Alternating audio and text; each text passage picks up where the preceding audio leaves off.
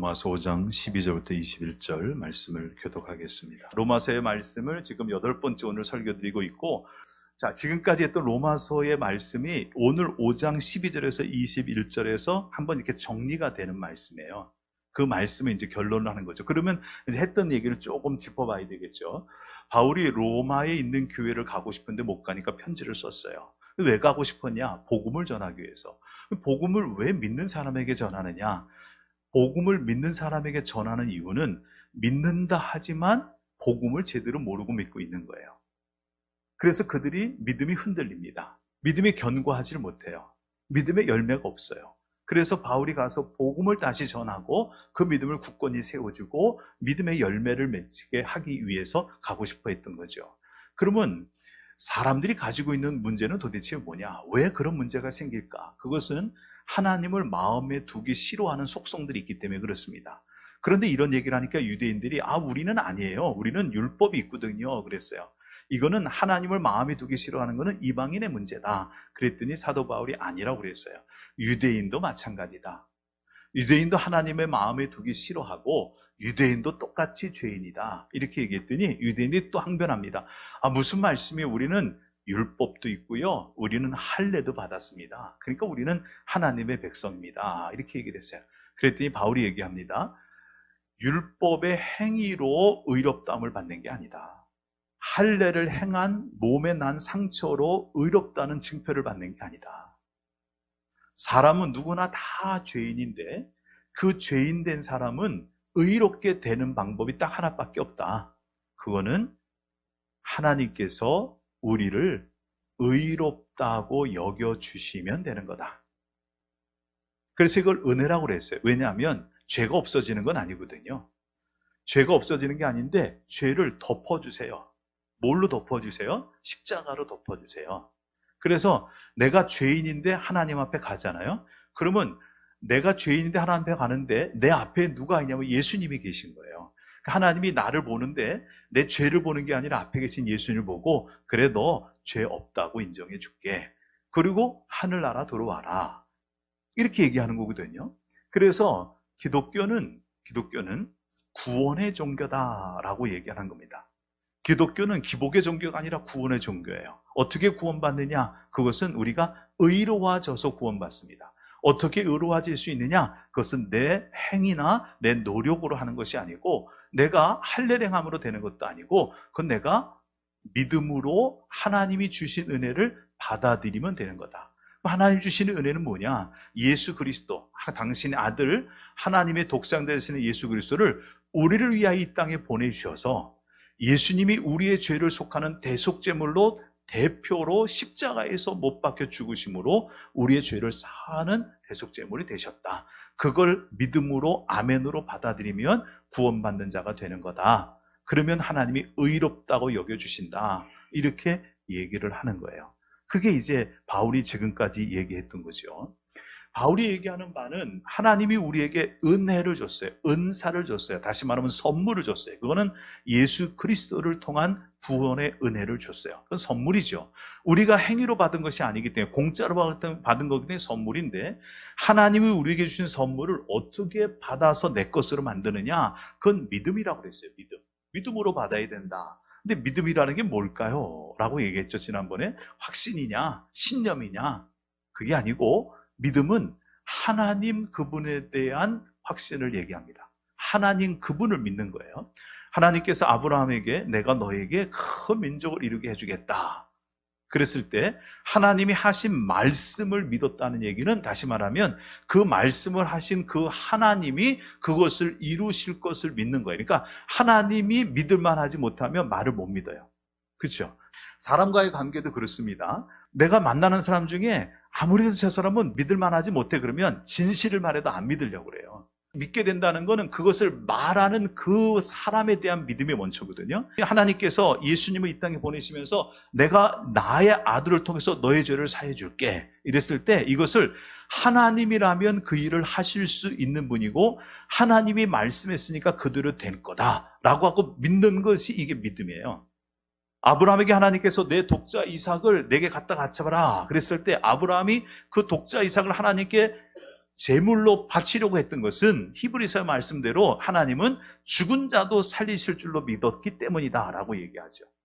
하나님께서 아브라함을 부르셔서 백산에 된 아브라함에게 내년 이맘때 내게 아들이 있을 거라 했을 때 아브라함이 그것을 믿었던 것은 하나님은 내 몸이 죽은 것 같은 상황이 된다 할지라도 하나님께서 이 몸에서도 하나님이 약속한 것을 이루시는 분이라는 것을 내가 믿었다라고 얘기를 해요. 하나님 이것을 의로 여기셨다고. 하나님을 믿는 그 믿음을 의로 여기셔서 하나님께서 그에게 의롭다 하는 칭호를 주셨다는 거죠. 의로 여기셨다는 거. 그거는 믿음으로 받는 의라고 얘기해요. 믿음으로 받는. 자, 다시 말하면 하나님이 우리에게 주신 의롭다 해주시는 것은 내가 행위로 받는 것이 아니니 하나님이 내게 그냥 주시는 것이 선물이에요. 그건 선물이고 은사고 은혜입니다. 근데 그걸 내가 받는 방법은 아무렇게나 받는 게 아니라 믿음으로 받는 거다라고 얘기를 한 겁니다. 자, 거기까지 얘기를 해왔어요. 그리고 오늘 이제 정리를 합니다. 무슨 정리를 하냐면 앞에 있는 얘기를 이렇게 정리합니다. 모든 사람이 죄인입니다. 그래서 유대인이나 헬라인이나 다 죄 아래 있고 의인은 하나도 없습니다. 그게 왜 그러냐? 그 이유를 얘기하죠. 여기 보니까 한 사람으로 말미암아 죄가 세상에 들어왔다. 그래요. 자, 여러분 보세요. 말씀 보세요. 12절. 그러므로 한 사람으로 말미암아 죄가 세상에 들어오고 죄로 말미암아 사망이 들어왔나니 이와 같이 모든 사람이 죄를 지었으므로 사망이 모든 사람에게 이르렀느니라. 여기 한 사람이 누굴까요? 이 아담입니다. 아담 한 사람이 죄를 지었으므로 사망이 모든 사람에게 이르렀고 죄가 모든 사람에게 이르렀다. 이런 얘기를 하면 이 말에 대해서 반대하는 사람이 있어요. 목사님 그거 할 말이 있습니다. 왜 무슨 얘기냐? 아니 말이 됩니까? 내가 죄를 졌습니까? 아담이 죄를 졌지. 아담이 죄를 졌으면 아담의 문제지 그건 내 문제가 아니지 않습니까? 게다가 우리가 아담하고 아무 관련도 없지 않냐고. 우리는 민족도 다르고 나라도 다르고 지역도 다르고 다 다른데 아니 시기적으로 봐도 수천 년 전의 사람인데 어떻게 아담이 죄를 졌는데 내가 죄를 졌다고 얘기하고 아담이 죄를 졌으니까 모든 세상에 죄가 들어오고 모든 사람이 사망에 이르게 되었다고 얘기합니까? 그런데 성경은 그렇게 얘기하거든요. 아담이 죄를 지었기 때문에 우리는 죄인이고 우리 죄 가운데 살고 있기 때문에 우리는 사망에 이를 수밖에 없어서 아담의 죄 아래 있는 사람은 죄가 왕노릇하는 사망이 왕노릇하는 다시 말하면 죄와 사망에 붙들려 살아가는 삶을 살아가는 존재다 이렇게 얘기하는데 이 얘기를 듣다 보면 아무리 그렇게 설명해도 내가 와닿아야 되는데 내가 이거 받아들일 수 없단 말이죠. 나는 적어도 아담과 같은 죄는 안 졌다. 이렇게 얘기하는 사람이 있을지도 몰라요. 근데 유대인도 그런 사람이 있었어요. 여러분 보세요. 13절, 14절 볼까요? 죄가 율법 있기 전에도 세상에 있었으나 율법이 없었을 때에는 죄를 죄로 여기지 아니하였느니라. 그러나 아담으로부터 모세까지 아담의 범죄와 같은 죄를 짓지 아니한 자들까지도 사망이 왕노릇하였나니 아담은 오실 자의 모형이라. 그랬죠? 아담부터 모세까지를 했어요. 율법은 모세 때 주어졌어요. 그러니까 아담부터 모세까지는 율법이 없어요. 율법이 없다고요. 그러니까 율법이 없을 때는 죄가 죄로 여겨지지 않았대요. 그런데 그러면 죄를 안 짓고 살았느냐? 아니에요. 아담과 똑같은 죄는 짓지 않았지만 계속해서 죄를 짓고 살았습니다. 여러분 잘 아시잖아요. 아담 다음에 누구죠? 가인과 아벨인데 가인이 아벨을 돌로 쳐서 죽이잖아요. 그 다음에 가인의 후손들 중에도요 살인자들이 막 나와요. 가인보다 더 포악한 살인자도 나오거든요. 죄를 짓고 사는 거예요. 아담 이후에 모든 사람이 죄를 짓게 되었고 그 죄는 아담부터 모세까지 있었고 모세 이후에는 더더욱 그랬고 그 이후에 지금까지 우리도 죄 가운데 살고 있습니다. 이렇게 얘기하는 거예요. 그래서 이 아담으로부터 어떤 일이 벌어졌을까요? 네, 아담으로부터 아담 한 사람의 범죄, 여러분 17절 보십시오. 한 사람의 범죄로 말미암아 사망이 그 한 사람을 통하여 왕노릇하였은지. 한 사람 그 사람 때문에 죄가 들어오고 그 사람이 사망에 붙잡혀서 그 사람은 사망, 죽음에 붙들려 살아가는 그 지배 아래 사는 사람이 될 수밖에 없었다라고 얘기를 해요. 그런데 우리가 이제까지 바울이 얘기한 바를 얘기할 때 사람은 죄 가운데 있어서 행위로는 구원받을 수 없는데 은혜로는 은사로는 구원받을 수 있다. 하나님이 주신 은혜, 그것을 받아들이면 믿음으로 구원받을 수 있다라고 얘기했죠. 어떻게 그 구원받을 수 있을까? 그거는 예수님 때문이라는 거죠. 그래서 이렇게 또 설명합니다. 여러분 보십시오. 15절입니다. 그러나 이 은사는, 그랬어요. 하나님이 주신 은사는, 이 선물은 그 범죄와 같지 아니하니 곧 한 사람의 범죄를 인하여 많은 사람이 죽었은즉 더욱 하나님의 은혜와 또한 한 사람 예수 그리스도의 은혜로 말미암은 선물은 많은 사람에게 넘쳤느니라. 그랬죠? 자, 이렇게 설명합니다. 아담 한 사람의 죄로 인하여 죄가 사람에게 넘쳤듯이 예수님 한 분 그분 때문에 이 은사, 이 은혜가 모든 사람에게 넘쳐서 생명이 그들에게 넘치게 되었다라고 얘기를 해요. 그러니까 쉽게 말하면 이거죠. 예수를 안 믿고 하나님을 안 믿는 사람은 아담의 죄 아래에 있어서 사망 가운데 붙잡아 살다가 죽는 거고, 예수를 그리스도로 고백한 사람, 즉 하나님이 주신 은혜를 내가 믿음으로 받아들인 사람은 그 은혜 안에서 하나님이 주시는 생명을 누리며 살다가 어디까지 가냐? 맨 끝에 21절에 보세요. 맨 끝에 우리 주 예수 그리스도로 말미암아 영생에 이르게 하려 함이라. 그래서 영생에 이르는 데까지 가는 그 길을 하나님이 우리에게 주셨다라고 얘기하는 거예요. 자, 이 로마서를 이렇게 정리하는 겁니다. 바울이 왜 죄를 짓고 죽을 수밖에 없느냐? 그것은 아담의 죄 때문이다. 그럼 어떻게 구원받을 수 있느냐? 하나님 우리에게 열어주신 생명의 길, 즉 예수님을 내가 믿음으로 받아들임으로 우리가 그 복음을 받아들여서 구원받는 거다. 이것 외에는 사람이 구원받을 길이 없다. 이렇게 얘기했어요. 자, 이제 우리가 해결해야 할 거는 바로 여기에 대해서 우리가 동의할 수 있느냐라는 거예요. 아담이 죄를 졌는데 내가 죄인이라는 걸 내가 받아들일 수 있을까? 아담하고 나하고는 거리가 너무 먼 사람이고 너무 관계가 없는 사람인데, 게다가 아담이 지은 죄를 왜 내가 책임져야 되냐고 이렇게 얘기하는 사람이 있을 수 있잖아요. 근데 이걸 어떻게 설명할까 고민하다가 이렇게 한번 생각해 봤어요. 여러분, 코로나가 언제 생겼는지 아세요? 코로나19가 2019년 몇 월이에요? 벌써 다 잊어버리셨군요. 코로나19, 코비드19가요 2019년 11월 달에 생겼습니다. 어디서 생겼는지 아세요? 중국 우한이라는 동네에 생겼어요. 그 중국 우한에 한 사람이 제일 처음에 코비드19에 걸렸어요. 그 바이러스에 걸렸죠. 걸린 건 그 한 사람이었어요. 그런데 그 한 사람이 걸린 뒤에 얼마만큼의 사람들이 이 코비드에 감염됐는지 아세요, 여러분? 통계를 확인해 봤더니 약 7억 명이 감염됐어요. 7억 명. 시작은 누구예요? 우한의 한 사람. 우한의 한 사람이 감염되고 난 다음에 그 다음 사람들은 잘못한 게 없어요. 제가 코로나 걸렸었잖아요. 그래서 교회 예배도 못하고 그랬었잖아요. 저 코로나 되게 세게 앓았거든요. 근데 되게 억울하더라고요. 코로나 알면서. 제가 마스크 쓰고요. 95 마스크 쓰고 막 다니고 어떻게 하는지 안 걸리려고 또 뭐라고 그랬냐면 비타민C 많이 먹으면 코로나 안 걸린다고 그래서요. 하루에 한 끼마다 비타민 3개씩, 비타민C 3개, 3000ml, 3개 하루에 10,000ml 가까운 걸 먹으면서 코로나 안 걸리려고 얼마나 애를 썼는데요. 아, 그런데도 코로나 걸리더라니까요? 억울해 죽겠더라고요. 내가 코로나 걸리기에 잘못한 게 아무것도 없어요. 심지어는 그 코로나가 우리나라가 아닌 중국 우한이 어딘지도 사실은 잘 몰라요, 저는.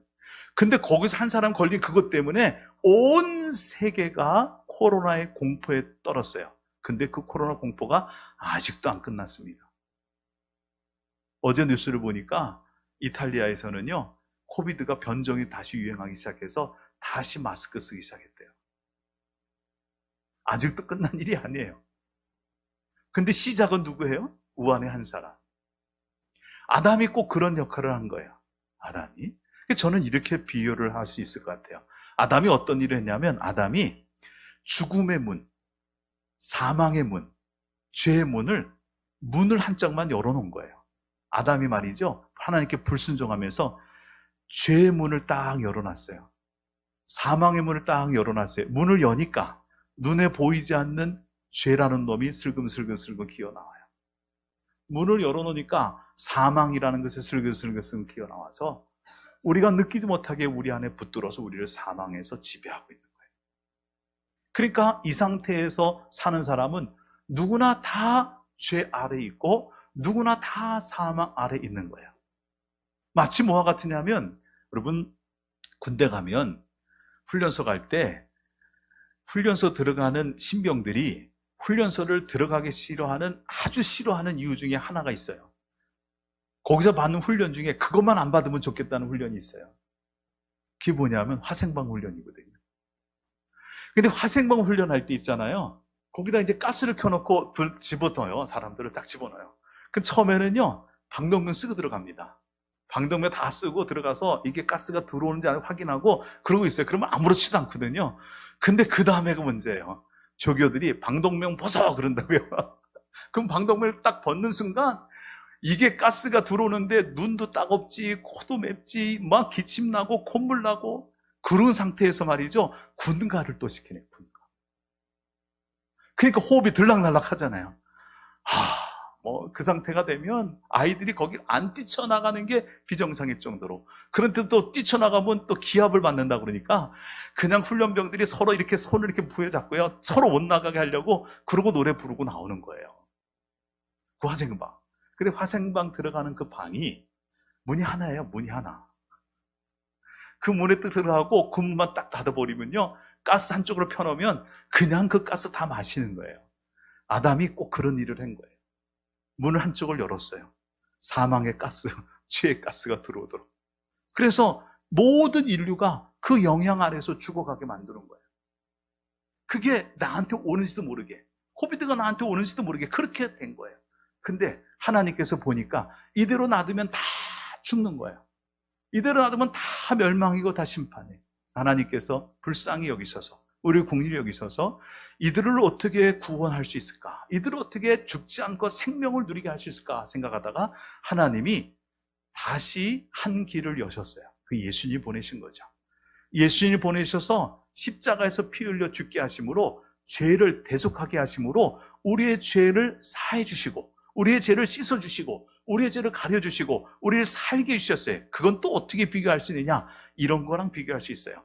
여러분, 화생방 하는 한쪽에 문이 이렇게 있어요. 그래서 거기서 계속 가스가 들어와요. 그런데 문을 다 닫아놨다가 문을, 한쪽의 문을 딱 개방을 해버려요.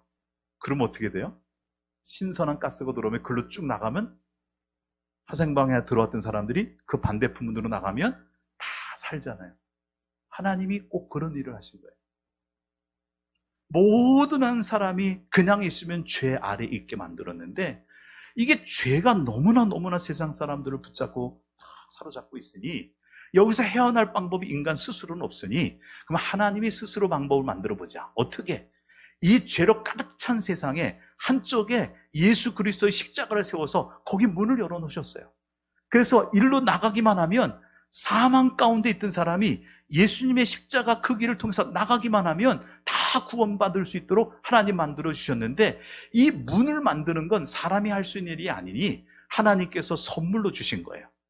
이제 우리에게 요구하시는 것은 이 문을 열고 나가기만 하면 살 수 있으니 이걸 믿고 일로 나와라. 이게 믿음이에요. 이게 믿음. 예수님이 이 땅에 오셔 십자가에 못 박혀 죽으신 것, 그것이 나를 위한 것이고, 예수님의 십자가의 죽음이 내 죄를 사하신 것이고, 내가 그분을 믿기만 하면 그분이 대속해서 죽은 것으로 내가 죽지 않고 살 수 있습니다라는 것을 내가 믿음으로 받아들이는 거죠. 왜냐하면 하나님이 그 일을 우리에게 주신 일이기 때문에. 하나님이면 그 일을 능히 우리에게 주실 수 있는 분이고, 하나님이 하신 것이니까 그건 분명히 그렇게 될 것이라고 내가 믿음으로 받아들이면 그 사람은 구원을 받게 된다고. 그러면 그 다음부터는 사망이 왕노릇한 것이 아니라 생명 안에서 왕처럼 그 생명을 누리며 살아가는, 생명 안에서 왕노릇하는 삶을 살 수 있게 된다는 거예요. 이걸 하면 되는 거예요. 이걸 어떻게 누릴 수 있느냐? 그냥 받아들이면 돼요. 내가 죄인인 걸 인정하고 받아들이면 돼요. 이런 일이 한 번 있었습니다. 어떤 가정에 가정주부가, 아내가 먼저 예수를 믿었어요. 그때 예수 믿었는데 그냥 믿은 게 아니라 은혜를 받기 시작을 했어요. 성령 받고 은혜 받고 그러니까 이 부인의 마음에 간절한 마음이 가족 구원이잖아요. 아이들을 교회 데리고 나갔는데 아이들은 쉽게 나갔어요. 근데 제일 어려운 게 누구예요? 남편. 남편이 교회 나가는 걸 그렇게 반대를 하는 거예요. 근데 남편이 그러거나 말거나 남편 구원 위해서 기도하러 간다고 교회를 다니기 시작하는 거예요. 주일만 되면 매번 교회 가고 그냥 남편의 마음이 너무너무 안 좋았어요. 그런데 어느 날 보니까 이 부인이 말이죠, 일주일 동안 아침도 점심도 저녁도 시도 때도 없이 교회를 가는 거예요. 왜 그러냐면 교회에서 부흥회가 일어나요. 부흥회. 강사가 목사님이 와서 부흥회를 한다고 그러고 거기서 집회를 한다고 그러니까 새벽 기도도 부흥 집회가, 10시에도 오전 집회가, 오후에도 또 집회가, 저녁 7시에도 또 집회가, 하루 종일 교회에서 사니까 남편이 너무너무 화가 났어요. 그래갖고 도저히 내가 못 참겠다. 그리고 하루는 술 이만큼 먹었어요. 술 먹고서 술김에 이제 한번 가서 난리를 치겠다고 교회를 간 거예요. 저녁 집회 갔죠. 저녁 집회 가서 뒤에 앉아서 이렇게 보는 거예요. 내 부인이 어딨나? 뒷모습만 보는 거죠. 그리고 이렇게 쳐다보니까 저기 부인이 앉아있는 것 같아요. 그래, 내가 이제 봤어. 어딘지 봤어. 불만 꺼져봐라. 그런 거예요. 그래서 예배를 드렸어요. 예배를 드리고 불 꺼지게 기다렸어요. 예배 다 끝나고 이제 통성기도 합시다 하고 막 해서 불 끄고 쥐어 그러는데 쥐어라는 소리가 나기가 무섭게 불이 딱 꺼지니까 이 남편이 술 취한 상태로 일어나서 저벅저벅 걸어서 자기 부인이라고 받았던 그 여인한테 가서 머리채를 휘어잡았어요. 딱 잡고 끌고 나오면서 내가 너한테 뭐라 그랬어? 교회 나오지 말라고 그랬지? 너 나를 무시하는 거야? 하면서 막 그 소리 지며 나가니까 기도하는 사람이 놀래갖고 막 남편이 이 여인을 끌고 나가서 교회 그 문 밖으로 예배당 문 끌고 나가서 밖으로 휙 내동댕이 치면서 한 대 빡 때렸어요. 남편을 뭘로 하고 막 그랬어요. 근데 그렇게 내동댕이 치면서 한 대 맞았던 여인이 사람 살려 그러고 소리를 지르는데 술 취한 상태에서 소리를 들어보니까 자기 부인 목소리가 아니야. 그 눈 떠보니까 자기 부인이 아닌 엉뚱한 사람이 와서 머리채를 휘어잡아서 내동댕이 쳐진 상태가 돼버린 거예요. 그런데 그 난리를 치고서 여인을 끌고 왔으니 기도하던 사람이 놀라서 다 뛰쳐나왔잖아요. 나와서 이렇게 하는데 웅성웅성 되는데 무슨 소리가 들리냐면 이런 소리가 들려요. 어떡하냐. 저 남자 이제 큰일 났다. 어떡하냐. 저분, 저 권사님 경찰서장 부인이잖아. 하필이면 경찰서장 부인 된 사람을 머리채를 휘어잡고 나와서 내동댕이 치고 흑흑 때린 거예요. 남자가 그 부인이 경찰서장 와이프라는 소리를 듣는 순간에 술 취한 게 확 깼어요. 그러더니 그 앞에 갑자기 딱 무릎을 꿇더니 손이 말이 되게 베기 시작하는 거예요. 아이고, 잘못했습니다. 살려주십시오. 제가 제 부인인 줄 알고 잘못했습니다. 용서해달라고. 얘기를 들어보니까 자기 부인 교회 나온다고 이렇게 왔다는 거잖아요. 자, 어떻게 됐을까요? 결론이. 그 경찰서장 부인이 권사님이었거든요. 거기서 이런 얘기를 했어요. 똑바로 들으라고. 당신 오늘 이 자리에서 교회 나오고 예수 믿겠다고 약속하면 내가 다 용서해 주겠다. 그런데 만약에 예수 절대 안 믿겠다고 그렇게 얘기하면 내가 지금 당장 내 남편한테 전화해서 당신 지금 당장 내가 유치장에 넣어버리겠다. 어떻게 할 거냐? 이랬어요. 그랬더니 남편이 뭐라고 그랬어요? 정말로 제가 교회 가면 용서해 주실 겁니까? 그랬대. 정말이죠? 머리채 휘어잡았는데 정말이라고. 한 대 때렸는데 용서해 줄게. 그래요? 그럼 내가 교회 나가겠습니다. 그리고 예수 믿었고요. 그리고 얼마 있어서 구원받았고요. 그리고 직분을 받았어요. 그 사람이 죄를 받는 방법은 딱 하나밖에 없었어요. 어떻게 해요? 그냥 받아들이면 돼요. 용서해 준다는 말을 받아들이면 돼요. 그게 구원받는 거거든요. 그 경찰서장 부인이 말한 것을 지킬 줄로 믿고 내가 믿는다고 얘기만 하면 그 약속을 지킬 줄로 믿고 내가 그것을 받아들이게만 하면 그건 구원받는 거라는 거예요. 하나님이 지금 그걸 열어주셨다는 거거든요. 그런데 사람들이 이 쉬운 구원을 못 받아요. 왜 못 받냐? 너무 쉬운 것 같으니까. 그래서 자꾸만 행위를 하려고 그러고 율법을 하려고 그러고 내가 가지고 있는 생각을 놓지를 않으려고 그래요. 북아일랜드에 이제 한 그 산낙지대입니다. 거기에 이제 그 북아일랜드의 그 높은 그 산악지대 같은데 나무가 많고 풀이 많고 막 그런 데가 있거든요. 거기 이제 새들이 봄만 되면 쫙 몰려와서 너무 천국 같은 거니까 거기 가서 이제 다 이렇게 몰려서 삽니다. 새들이 와서 막 둥지를 짓고 새끼도 놓고 그래서 막 살아요. 그러다가 봄, 여름, 가을이 잘 지나요. 그런데 아일랜드가 좀 높은 지역이에요. 북위로 높은 지역. 그러니까 이제 겨울이 빨리 옵니다. 겨울이 오기 시작하면 찬바람이 불기 시작하죠. 찬바람이 불어오기 시작을 하면 이 새들이 그 바위 같은데 그런 데다 이렇게 둥지를 짓고 새끼 키우고 있다가 찬바람이 불기 시작을 하면 그 새들이 그 발톱으로 그 바위를 꽉 붙잡고 나뭇가지를 꽉 붙잡고 그러고서 자기 둥지를 지킨대요. 자기 새끼들 보호하느라고. 그래 지키기 시작한대요. 그런데 겨울이 깊어지면 깊어질수록 그 찬바람이 더 매섭게 부는 거예요. 때로는 모래바람까지 같이 붑니다. 그걸 그냥 어떻게까지 이겨보려고 다리로는 밑에를 붙잡고 날개는 펴서 아이들 보호하고 그러고 이제 겨울을 지내는 거예요. 그런데 시간이 지나면 지날수록 이 바람이 너무 거세져서 어느 날은 도저히 감당할 수 없을 것 같은 바람이 몰아오기 시작을 할 때 새는 두 종류의 모습을 드러낸다는 거죠. 한 종류는요, 야, 도저히 못 버티겠다. 바람이 너무 세고 너무 추워서 도저히 못 버티겠다. 그랬고 자기 우리에 있던, 자기 둥지에 있던 새끼 두 마리를 자기 발로 딱 움켜잡고 잠고 거세게 부는 바람에다가 모르겠다, 나도 모르겠다. 그리고 날개를 쫙 펼쳐면 그 바람에 의해서 이 새가 날아가요. 그리고 그 새가 한참 날아가도 떨어질 거 아니에요. 바람에 날아가는 순간 나 죽었다. 그러고 날아가는데 이 새는 나중에 어떻게 되는지 아세요? 한참 바람에 실려 날아가다가 나중에 뚝 떨어졌는데 깨보니까 아주 따뜻하고 양지바른 푸른 풀밭에 자기가 떨어져 있는 거예요. 죽을 줄 알았는데 살았어요. 어떻게 했더니 자기 발을 놨더니. 근데 또 한 무리의 새가 있어요. 그 바위하고 나무를 꼭 붙잡고 내가 내 아이를, 내 새끼들을 여기 놓고 둥지를 만들고 여기서 내가 보금자리를 만들었는데 내가 버릴 수 없다. 나는 이 아이들을 지켜야 된다고 꽉 붙잡고 있는 힘껏 그 바람을 이겨내서 겨우 내내 바람을 참아내던 그 새는 어떻게 되는지 아세요? 거기서 얼어 죽고 말았어요. 자기만 얼어 죽은 게 아니라 그 새끼들도 얼어 죽었어요. 왜요? 내 생각, 내 고집을 놓지 않아서. 하나님께서 예수 그리스도 그분을 나의 구주로 받아들이기만 하면 생명의 길을 주시겠다고 얘기하는데 사람이 이걸 못 버려요. 바울이 그랬어요. 바울이 그걸 못 버려서 율법 붙잡고 예수 믿는 사람 죽이겠다고 뛰쳐다니는 사람인데 바울이 나중에 예수님 만나고 이걸 버리죠. 자기 걸 버려요. 그리고 복음을 붙잡아요. 그런 순간 자기 인생이 바뀌었어요. 하나님 우리에게 사망이 왕노릇하는 사람이 아닌 생명 안에서 왕노릇하는 그 은혜를, 그 길을 우리에게 열어주신 줄로 믿습니다. 우리가 그걸 받아 누리는 사람이 되는 거예요. 자, 그러면 우리가 과연 사망 가운데 살고 있는지 생명 가운데 살고 있는지 어떻게 알 수 있을까요?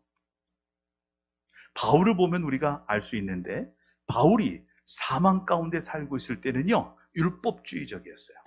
그래서 사람을 잡고 때리고 비난하고 죽이고 이런 일을 했어요. 다시 말하면 나는 의롭고 상대방은 의롭지가 않은 거예요. 그래서 이 사람은 나는 의로우니까 상대방에 대해서 비난과 정죄와 욕을 하며 살아가는 사람이에요. 이런 사람은 사망의 영에 아직 붙잡혀 있는 거예요. 그런데 사도 바울이 예수님 만나고 사망에서 생명으로 옮기니까 그 다음부터 어떤 일이 벌어졌는지 아세요? 바울이 그런 얘기를 합니다. 나는 죄인 중에 괴수다. 하나님 앞에 설 때 다른 사람이 보이는 게 아니라 내가 보이는 거예요. 이전까지는 나는 괜찮고 다른 사람이 문제였는데 이제 예수를 만나고 나서 보니까 생명 안에 들어가서 나와서 보니까 다른 사람이 문제가 아니라 내가 문제예요. 그래서 이 사람은 예수를 만나고 난 다음에 생명 가운데 사는 사람은 언제나 하나님 앞에서 하나님 내가 죄인입니다. 하나님 나는 죄인입니다. 나 같은 죄인을 구원해 주셨으니 감사합니다. 이런 고백을 하며 산다는 거죠. 여러분은 어떤 삶의 고백이 있습니까? 하나님 우리에게 사망 안에 붙잡혀 살아가는 사망이 왕노릇하는 그런 상태에 있는 우리에게 생명 안에서 왕노릇할 수 있는 길을 열어주셔서 우리가 믿음으로 그 길을 가게 만들어 주셨어요. 로마 교회 그 당시에 많은 성도들이 사망에서 생명으로 옮겨지는 믿음을 가지고 있다고 생각했어요. 그런데 바울이 그 로마 교회 성도들에게 복음을 다시 전하고 가기를 원했던 거죠. 왜 그랬을까요? 로마 교회 성도들이 나는 사망에서 생명으로 나왔다고 생각했는데 실제적인 삶은 사망에 붙잡혀 있었기 때문에 그래요. 하나님은 여러분이나 저나 생명을 누리며 살기를 원하시는 줄로 믿습니다. 이미 다 열어주셨습니다. 우리가 진짜 하나님이 우리에게 주신 그 믿음을 온전하게 우리가 인격적으로 그 하나님을 진실되게 받아들이고 내가 그것을 받고 믿음으로 구원받은 사람이 되면 우리는 사망이 아닌 생명 안에 살게 될 줄로 믿습니다. 그러나 우리가 받아들인 예수 그리스도가 내가 진심으로 받아들인 게 아니라 내 지적으로나 내 생각으로나 내 판단으로나 내가 의지적으로나 내 그냥 예수 믿습니다 라고 이렇게 얘기한 정도에 지나지 않는다면 여러분 아직도 사망이 여러분을 붙잡고 있는 삶에서 헤어나올 수 없을 것입니다. 하나님은 우리에게 사망의 문이 열린 그 문에 살고 있는 우리에게 또 한쪽에 생명의 문을 열어두시고 사망에서 생명으로 나오라고 말씀하십니다. 사망에 붙잡혀 사망의 왕노릇하는 그 죄 가운데 영원히 살지 마시고 예수님을 사도 바울처럼 만나셔서 하나님이 여러분에게 주신 생명을 왕처럼 누리며 살아가는 은혜의 삶을 살게 되시기를 주님의 이름으로 축원을 드립니다. 기도하겠습니다. 하나님, 죽을 수밖에 없는 죄인을 구원하여 주신 하나님의 은혜를 감사드립니다. 하나님이 우리에게 주신 은혜를 헛되이 받는 자들 되지 않게 하여 주시고 우리가 온전히 믿음으로 받음으로 우리 안에 사망이 떠나고 생명이 왕노릇하는 은혜의 삶을 살아갈 수 있도록 도와주시옵소서. 예수님의 이름으로 기도드립니다. 아멘.